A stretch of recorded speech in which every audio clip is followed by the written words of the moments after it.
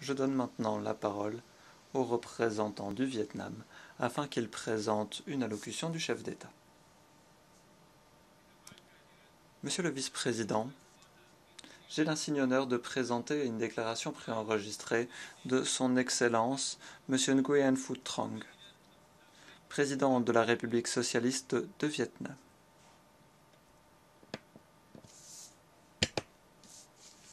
Son Excellence Volkan Bozkır, président de la 75e session de l'Assemblée générale des Nations unies.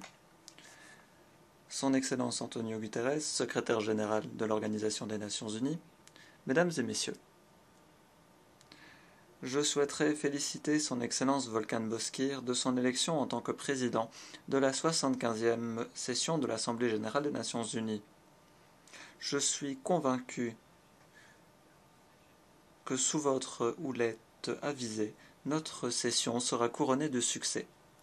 Qu'il me soit également permis d'exprimer ma reconnaissance pour l'importante contribution qu'ont apporté Son Excellence Tijani Mohamed Bande, président de la 74e session de l'Assemblée générale des Nations unies, et le secrétaire général Antonio Guterres, et ce, malgré les défis énormes posés par la pandémie de Covid-19.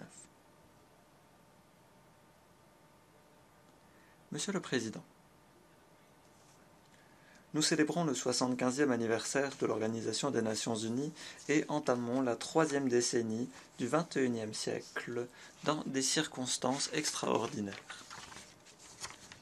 Pour la première fois dans l'histoire, les dirigeants des États membres sont incapables de se réunir à l'occasion du débat général de l'Assemblée générale des Nations unies. Cela n'atténue toutefois en rien notre détermination et notre capacité à procéder à des délibérations et à chercher des solutions pour des problèmes communs. Je souscris à l'analyse du secrétaire général. Nous sommes confrontés au défi le plus important depuis la fondation de l'Organisation des Nations unies, en particulier en ce qui concerne les répercussions de la pandémie de Covid-19 sur l'économie, la société, la sphère politique et, avant toute chose, les vies humaines. Monsieur le Président, dans ce contexte, je me félicite du thème de notre session. L'avenir que nous voulons, l'ONU qu'il nous faut. Réaffirmer notre attachement collectif au multilatéralisme, faire face à la Covid-19 au moyen d'une action multilatérale efficace. Qu'il me soit permis de présenter quelques pistes de réflexion à cet égard. Tout d'abord, les mécanismes multilatéraux régionaux et mondiaux doivent être renforcés. Nous avons besoin d'une organisation des Nations unies qui soit réellement solidaire et inclusive. Une organisation où chaque membre, grand ou petit, riche ou pauvre, peut avoir voix au chapitre lorsqu'il est question de problèmes communs. L'ONU doit faire office d'incubateur pour les initiatives de coopération multilatérale aux fins de la paix, du développement et de la prospérité.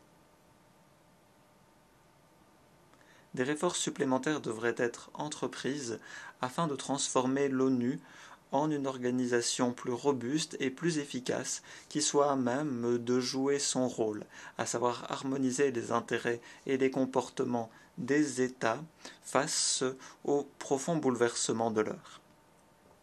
Deuxièmement, la Charte des Nations unies et les principes fondamentaux du droit international doivent être défendus et promus en tant que normes de comportement de tous les pays dans le cadre des relations internationales contemporaines.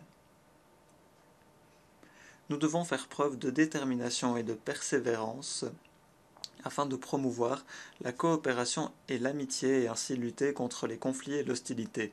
Nous devons choisir le dialogue à la confrontation et le règlement pacifique des différends à des mesures unilatérales de coercition.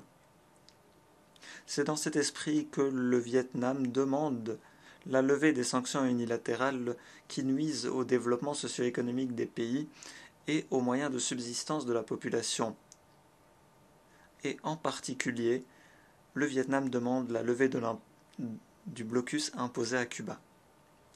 Troisièmement, La pandémie de la Covid-19 est une mise en garde pour tous qui requiert des engagements plus forts et des mesures plus robustes afin de promouvoir un développement durable, inclusif et centré sur l'être humain.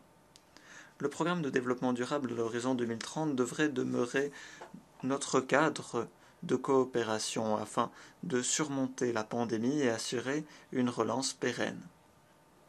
Nos politiques et nos actes devraient trouver en leur cœur les intérêts de la population, de sorte à ce que personne, aucun pays, ne soit laissé pour compte.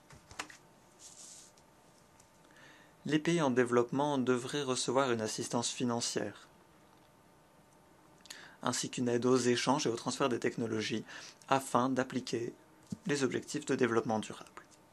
Monsieur le Président, il y a 75 ans, le 2 septembre 1945, le président Ho Chi Minh prononçait la déclaration d'indépendance, proclamant ainsi la naissance de la République démocratique du Vietnam, devenue aujourd'hui la République socialiste du Vietnam. Alors, le président Ho Chi Minh a, à de nombreuses reprises, envoyé des courriers aux États membres, aux États fondateurs plutôt, de l'ONU, manifestant le désir du Vietnam de devenir membre de l'organisation. Toutefois, il fallut attendre 1977 pour que cette aspiration devienne réalité.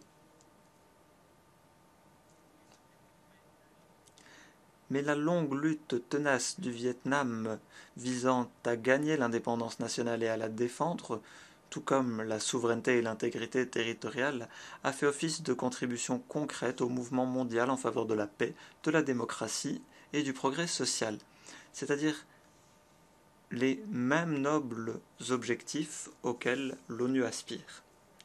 Qu'il me soit permis à cette occasion d'exprimer au nom du peuple vietnamien notre profonde reconnaissance à l'endroit des pays et des amis internationaux qui ont apporté un appui généreux à notre noble lutte passée pour l'indépendance nationale et pour notre développement national à l'heure actuelle. Le Vietnam était jadis un pays pauvre à la traîne ravagé par la guerre et auquel un blocus était imposé.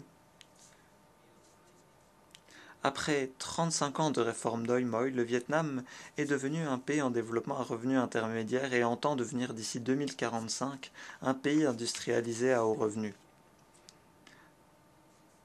Dans le cadre de la lutte contre la Covid-19, et ce malgré les difficultés, le Vietnam a connu une situation positive qui mérite d'être mentionnée.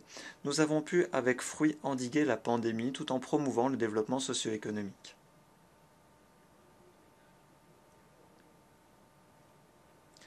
Par solidarité internationale et convaincu que la pandémie ne serait vaincue que lorsque nous en sortirions tous gagnants, le Vietnam a coopéré et a procédé à un partage d'expériences avec nombre de pays. Et le Vietnam a notamment apporté un appui aux pays les plus frappés par la pandémie et a apporté sa contribution aux efforts internationaux. Le Vietnam mène une politique étrangère remarquée par l'indépendance, l'autosuffisance, le multilatéralisme et la diversification des relations. En tant que partenaire fiable et en tant que membre actif et responsable de la communauté internationale, le Vietnam accorde une énorme importance aux travaux de l'ONU et élargit sa coopération avec l'ONU de manière générale. Le Vietnam continuera de travailler avec les États membres afin de rendre l'ONU plus démocratique, transparente et efficace. En tant que membre non permanent du Conseil de sécurité des Nations Unies pour le mandat 2020-2021, le Vietnam promeut le dialogue, la désescalade des tensions et des confrontations, ainsi que des solutions raisonnables et justes aux problèmes relatifs à la paix et à la sécurité mondiale et régionale. Nous sommes de fervents défenseurs du multilatéralisme et du respect du droit international et de la charte, et nous renforçons nos relations, nous renforçons les relations qui existent entre l'ONU et les organisations régionales, en particulier l'ASEAN. En tant que président de l'ASEAN de 2020, le Vietnam œuvre avec ses pairs États membres afin d'ériger une région de paix, d'amitié et de coopération afin de donner vie aux aspirations des États membres de l'ASEAN, de sorte à ce que celle-ci devienne une communauté solidaire d'un point de vue politique, intégrée d'un point de vue économique et responsable d'un point de vue social. Avec les pays de la région et d'autres pays, nous sommes attachés au maintien et à la promotion de la paix, la stabilité, la sécurité maritime et la sûreté maritime, ainsi que de la liberté de navigation en mer de l'Est ou en mer de Chine méridionale, conformément au droit international, en particulier en conformité avec la Convention sur le droit de la mer des Nations Unies de 82. Nous appelons toutes les parties à faire preuve de retenue, à éviter tout acte unilatéral qui pourrait compliquer la situation et à régler les différends par le biais de moyens pacifiques dans le respect des processus diplomatiques et juridiques. Monsieur le Président, ces 75 dernières années, les États membres ont consciencieusement érigé des Nations Unies en faveur de la paix, de la coopération et du développement. Nous avons le devoir de renforcer et revitaliser l'organisation multilatérale la plus importante au monde, en particulier au vu des énormes chances et défis du XXIe siècle. Je vous remercie de votre attention.